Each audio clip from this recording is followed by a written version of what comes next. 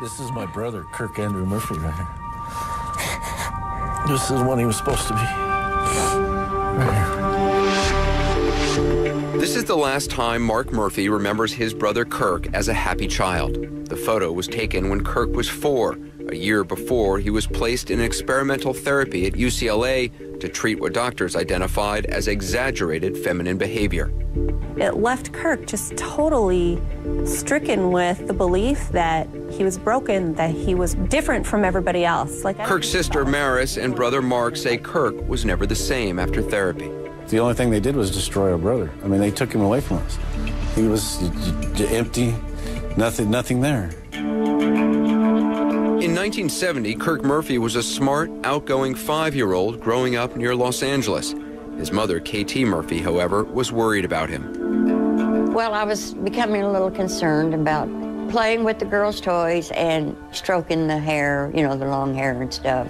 I was seeing effeminate mannerisms that bothered me because I wanted Kirk to grow up and have a normal life.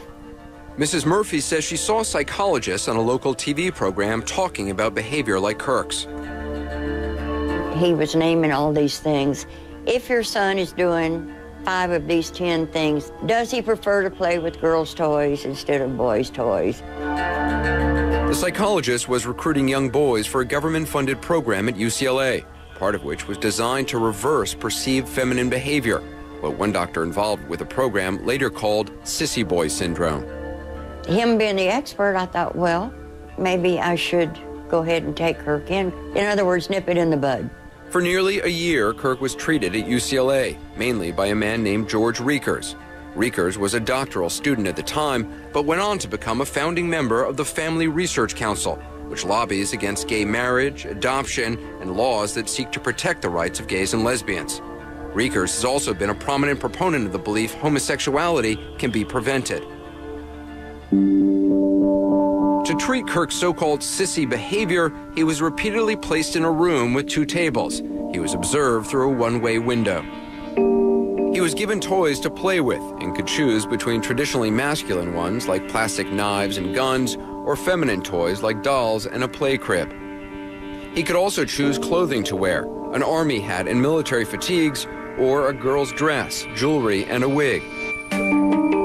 Kirk's mother would be brought into the room and told to ignore him when he played with feminine toys or clothes and compliment him when he played with masculine ones. In a case study he wrote, George Riekers noted that when Kirk's mother ignored him, he would beg for attention from her, crying, even throwing tantrums. But Mrs. Murphy was told to continue to ignore him. And in this particular incident, they write that he becomes so upset, he's just beside himself, that they actually had to remove him from the room. And after they remove him from the room, they come in and tell my mom that it's working, and then they bring him back in and start all over. Having read this report, I keep coming back to the word experimenting. Oh, absolutely. I mean, because it doesn't seem like this is not some proven treatment. This is experimenting. The experimental therapy even continued outside UCLA.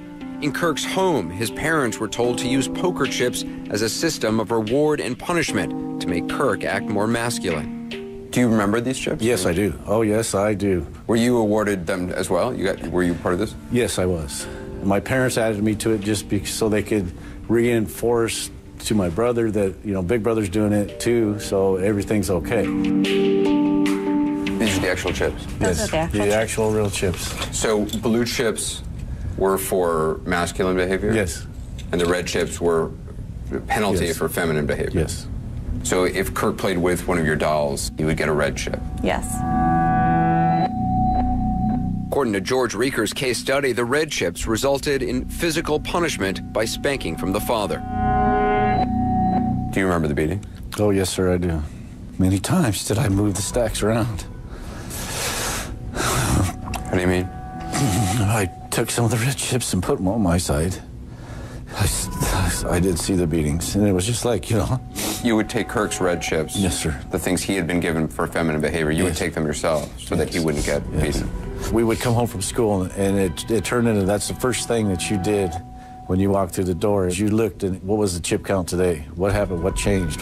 How bad is it going to be? And it was always bad. The whipping every Friday night. I do remember one time he spanked him so hard that he had welts up and down his back and on his buttocks. And I remember Mark saying, "Cry harder and he won't hit so hard." Today it would be abuse. According to Kirk's brother and sister, his outgoing personality changed, and he began to behave in the way he knew his parents and George Riekers wanted him to.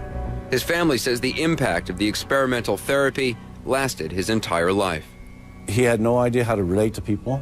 It's like somebody just walked up and turned his light switch off, and we got what we wanted, and we'll see you later. He actually ate his lunch in the boys' bathroom for 3 years, where he didn't have to put himself out there, even just to have a friend. In his case study of the UCLA experiment, George Riekers called Kirk Craig to protect his identity. He considered his work with Kirk a success, writing, "Craig's feminine behavior was gone," and claiming Kirk became indistinguishable from any other boy. In numerous other published reports and studies over his nearly 3-decade career since, George Riekers has continued to write positively about Kirk's treatment, using it as proof homosexuality can be prevented. Kirk's family has only recently discovered Riekers' writings, and they're outraged. They say Kirk was gay, but because of the treatment he was subjected to as a child, struggled with his attraction to men his whole life. He acknowledged himself as a gay man 1985 on. He never had a committed, loving relationship because he wouldn't allow himself to. Unable or unwilling to have a committed relationship with a man, Kirk focused on his work and chose a career where being openly gay wasn't even possible. He spent 8 years in the U.S. Air Force and then held a high-profile position with an American finance company in India. Kirk, what do you think of your nephew? He's good. I'll run camera. Yeah. Just taking pictures. This visit home in June of 2003 was the last time Kirk's family saw him alive. Nearly 6 months later, he took his own life, hanging himself from a fan in his apartment in New Delhi. Kirk Murphy was 38 years old.